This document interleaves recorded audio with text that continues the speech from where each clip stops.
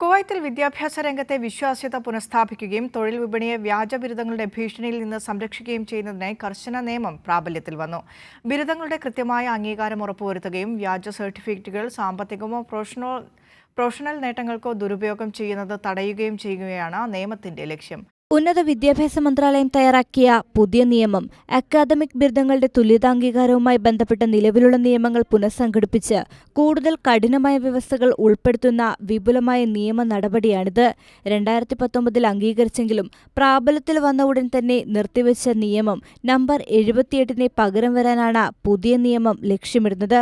പുതിയ നിയമപ്രകാരം വ്യാജ ബിരുദങ്ങൾ ഉപയോഗിക്കുന്നവർക്ക് 5 വർഷം വരെ തടവും 10,000 കുവൈറ്റ് ദിനാർ വരെ പിഴയും ലഭിക്കും. കുറ്റം തെളിയുന്ന സർക്കാർ ജീവനക്കാർക്ക് സേവനത്തിൽ നിന്ന് പിരിച്ചുവിടലും ശിക്ഷയായി ഉണ്ടാകും.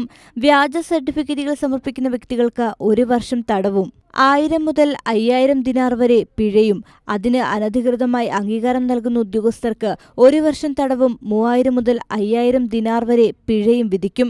വ്യാജ ബിരുദം ഉപയോഗിച്ച് വ്യക്തിപരമായ നേട്ടം നേടിയാൽ ശിക്ഷ 3 വർഷം തടവായും 10,000 ദിനാർ പിഴയായും വർദ്ധിക്കും. തൊഴിൽ വിപണിയെയും വിദ്യാഭ്യാസ സംവിധാനത്തെയും ദുരുപയോഗം ചെയ്യുന്ന വ്യാജ ബിരുദധാരികൾക്കെതിരെ കുവൈറ്റ് ഇതിലൂടെ ശക്തമായ സന്ദേശമാണ് നൽകുന്നത്.